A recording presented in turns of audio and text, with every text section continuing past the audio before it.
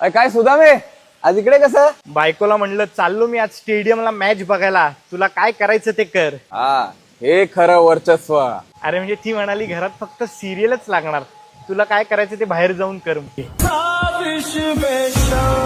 तुम्ही एकटे एकटे कुठे बाहेर फिरता? अरे एकटा म्हणजे काय, मी काय घाबरतो काय बायकोला? अरे तिला म्हणलं तू बस घरात, मी चाललो बाहेर. हे खरं वर्चस्व आहे. कसं आहे माहितीये, घरी आहे ना तिचे रिलेटिव्ह आले, मग काही सामान वगैरे आणायला असेल ना, मी बाहेर घेऊन येऊ.